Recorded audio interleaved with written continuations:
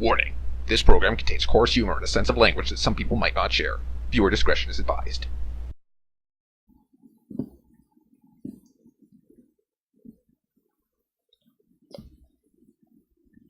I woke up because somebody was shaking my shoulders.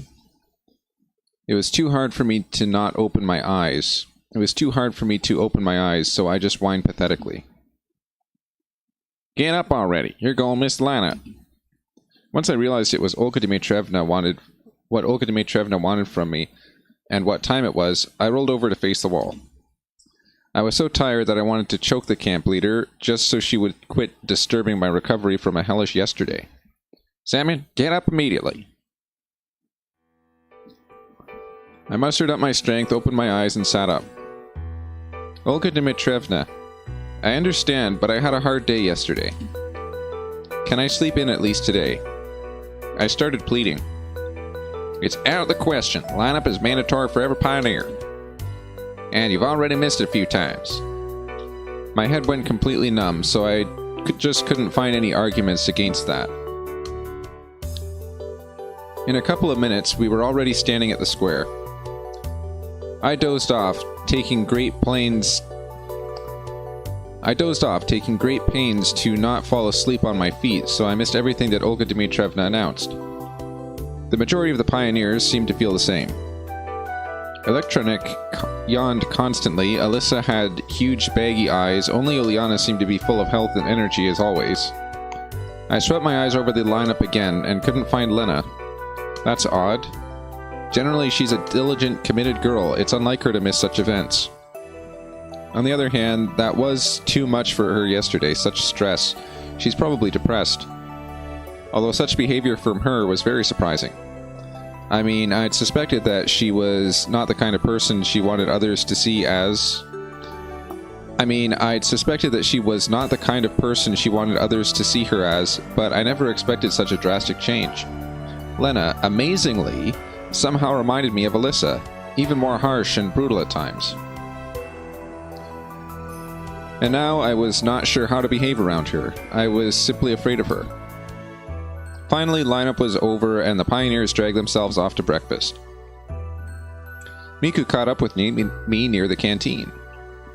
Hello, I'm Dr. Shinyface. How'd you sleep? Any dreams? How are you? Ready for breakfast? She, as always, blabbered without a break, adding a cute smile at the same time. I'm okay, I answered lazily. Today's quite gloomy. Maybe it's because of weather. It's quite dark, or even rain. Yeah, so everyone's kind of sad and gloomy. I thought maybe something happened, but no one was going to tell me. Can you imagine? Something happened and everybody knows apart from me. I was sad about it, but then... Don't worry, you won't miss the end of the world. I delivered a snarky remark. Huh? It looked like she was so into her monologue that she was completely oblivious to everything around her. And if you're going to miss it somehow, I'll make sure to let you know. Nothing. Enjoy your meal. I marched to the canteen with a firm step to get my daily portion of fats, proteins, and carbohydrates. To my surprise, a seat in the corner was free. I sat down and tried really hard to make a face that would let everyone know that there's really no need to come anywhere near me unless there's an emergency.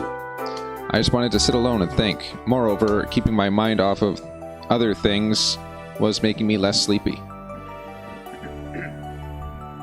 Mind if I join you? I did not notice Slavia standing there. Strange. Sure, I answered after hesitating for a second. Bad mood? A bit. Did something happen? Not really. You don't have to tell me if you don't want to. There's nothing to tell you about. We kept eating in silence until I asked, "Where did you go last night?" Me? Oh, I just wanted to be alone for a while. That's not like you. I felt a bit more lively. Really? Well, maybe. It's also not often that you seem so gloomy. She might be right. Even in the most unfavorable circumstances, I've always tried to put on a positive outlook on things. Not that I was an optimist, I just always tried not to feel too down. Keeping my previous life in mind, it's only natural. As soon as you let depression get a hold of you, the noose will start to look very appealing. Perhaps. When Slavia was done with her meal, I was still poking with the porridge with my spoon. I'll be going. By the way, have you seen Lena? Nope. Why do you ask? I didn't see her at this morning's lineup. That's odd, it's not like her. Maybe you're right.